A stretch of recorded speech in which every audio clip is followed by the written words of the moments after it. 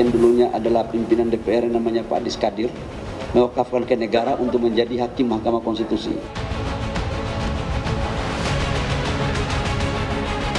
Itu sudah menunjukkan keberpihakan dan kepentingan dalam pemilihan hakim.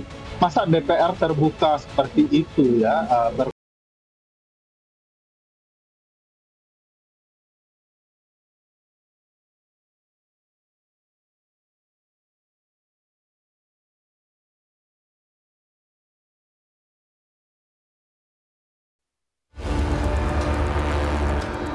Polemik pengangkatan Adis Kadir sebagai Hakim Mahkamah Konstitusi terus bergulir dan menjadi perdebatan yang menimbulkan pertanyaan. Keputusan DPR RI yang menyetujui Adis Kadir dari Wakil Ketua DPR RI menjadi Hakim MK dinilai tidak sekadar soal pergantian pejabat, namun menyentuh isu paling fundamental dalam demokrasi, yaitu independensi lembaga penjaga konstitusi. Profesor Dr. Insinyur Haji Adis Kadir, SHMHum, sebagai Hakim Konstitusi pada Mahkamah Konstitusi, usul Dewan Perwakilan Rakyat Republik Indonesia. Apakah dapat disetujui? Adis Kadir disetujui Komisi 3 DPR RI sebagai calon Hakim Konstitusi usulan DPR. Seluruh fraksi menyatakan setuju dalam rapat tertutup yang digelar dalam waktu relatif singkat. Tak lama, rapat paripurna DPR mengesahkan nama Adis Kadir untuk mengisi kursi Hakim MK yang akan ditinggalkan Arief Hidayat pada Februari 2026. Proses kilat inilah yang kemudian menjadi sumber utama kritik publik. Adis Kadir dikenal sebagai politikus senior Partai Golkar, menjabat Wakil Ketua DPR RI, pernah duduk di Komisi Hukum dan aktif dalam pembahasan berbagai undang-undang strategis.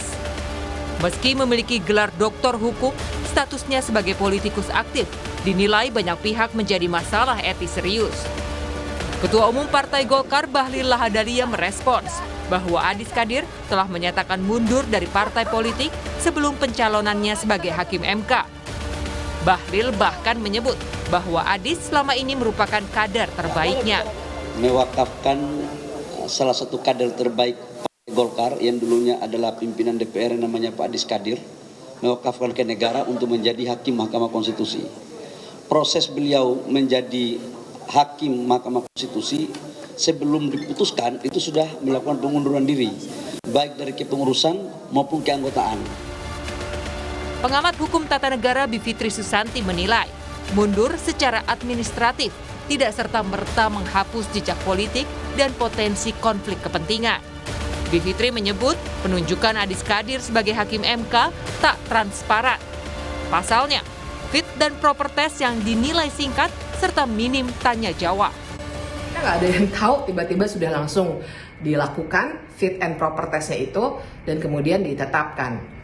Jadi itu juga bermasalah. Ada masalah besar karena walaupun kita belum punya aturan main dan sekarang kita punya mantan politikus yang ada juga di Mahkamah Konstitusi saat ini, tapi dalam kasusnya Adis Kadir lebih nyata ya karena baru sekali dan juga keterkaitan dengan Partai Golkar dan apalagi dia sebagai salah satu pimpinan DPR itu juga sangat terkait erat dan masih berlangsung sebenarnya. Awalnya, DPR sudah menetapkan Kepala Badan Keahlian DPR Innocentius Samsul sebagai calon Hakim MK sejak Agustus 2025. Namun tiba-tiba dibatalkan dan diganti dengan Adis Kadir tanpa penjelasan jelas. Proses ini dikecam karena tidak transparan, tidak ada pengumuman publik, dan tidak melalui pendaftaran umum. Namun, Habibur Rahman, Ketua Komisi 3 DPR RI bilang bahwa pembatalan Innocentius terjadi karena yang bersangkutan memiliki penugasan lain. Nah, terkait Pak Innocentius, kami mendapatkan informasi yang bersangkutan akan mendapatkan penugasan lain. Sehingga Komisi 3 DPR RI perlu melakukan fit and proper lagi untuk mencari calon pengganti Pak Arief Hidayat yang akan pensiun tanggal 5 Februari yang akan datang. Dan kemarin teman-teman sudah saksikan sendiri Pak Pak Adis Kadir dipilih dan disetujui secara aklamasi oleh teman-teman dan tadi di paripurna untuk menjadi hakim konstitusi dari wakil DPR. Kekhawatiran publik bukan sekadar soal sosok Adis Kadir, namun dampak jangka panjang terhadap putusan Mahkamah Konstitusi. MK adalah lembaga yang memutus perselisihan hasil pemilu, menguji undang-undang, dan menentukan nasib konstitusi. Pakar hukum tata negara Ferry Amsari mengatakan, jika hakim MK diisi tokoh politik, maka MK berisiko menjadi perpanjangan tangan kekuasaan legislatif. Padahal fungsi MK seharusnya sebagai penjaga batas kekuasaan. Jadi itu prinsip keterbukaan dibaca di penjelasan Undang-Undang MK, salah satunya pengumuman kepada publik. Bahkan setelah pengumuman lalu ada orang yang mendaftar, DPR membuka ruang bagi publik untuk memberikan masukan. Aneh sekali proses ini tidak ada. Kan sudah disampaikan DPR pesan-pesan khusus bagi hakim konstitusi terpilih ya. Bahwa tolong jangan lupa Anda bagian dari kami, Anda dulu pernah buat undang-undang, jangan pula undang-undang ini yang kemudian Anda permasalahkan.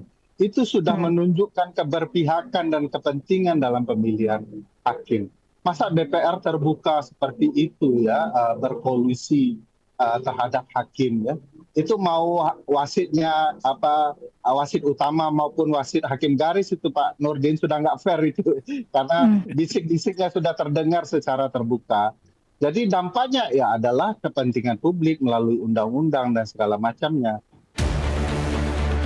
Istana melalui Menteri Sekretaris Negara menyatakan bahwa belum menerima surat putusan DPR terkait pengangkatan Adis Kadir sebagai hakim MK.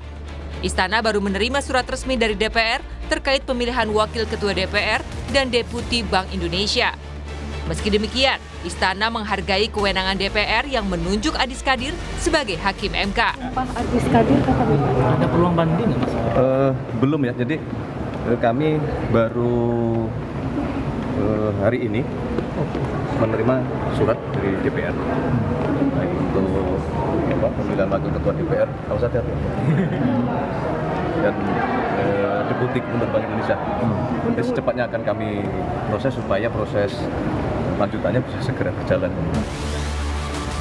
Publik tentunya berharap hakim Mahkamah Konstitusi merupakan sosok yang bisa menjaga independensi dan bukan bagian dari kepentingan sekelompok orang dan juga kepanjangan tangan penguasa. Karena sejatinya MK merupakan garda terakhir penjaga keadilan di bumi pertiwi. Tim Liputan, Kompas TV.